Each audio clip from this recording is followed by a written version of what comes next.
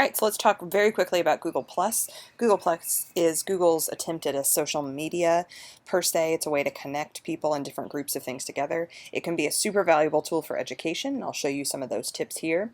But I'm at plus.google.com, and the first time you ever come to Google+ on a Google account, personal or otherwise, you need to set up your profile.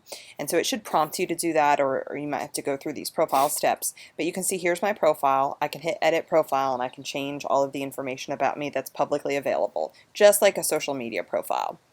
But what is the point of this Google+?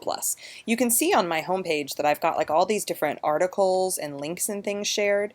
Well, these are actually shared with me because I'm a part of different communities and groups. So over here on communities, you can find communities to join. You can search up here at the top, or you can take a look at some of these. There are some really great Google education communities that you can join. We have the Kate office at Murray State, who has their own Google group for members that are taking classes through them.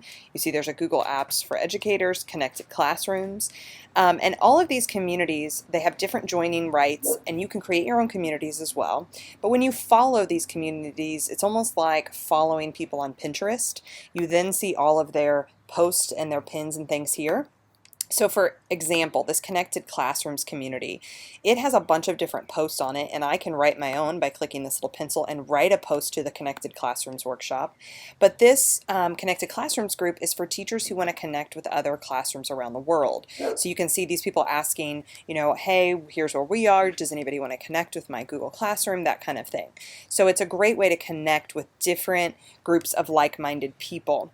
Now, you can also follow specific people. So I'm following these communities and these groups, but there's also a people group here, and you can follow specific people. So here's who I'm following, or here's who I've followed on Google+, and here are my followers, people who follow me.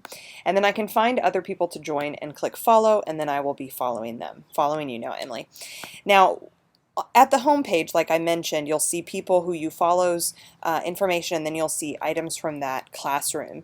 You can hit this +1 button. That's kind of like the like of it. So if you really like something someone has shared, you can hit this little +1, and then it kind of like boosts it as being a cool post. You can also just hit share here and repost that publicly on your profile. We're not going to get much more into Google+. You don't need to know too much more about it, but it's a great way to find communities of educators and people who are doing like-minded things in the classroom. So definitely check this out.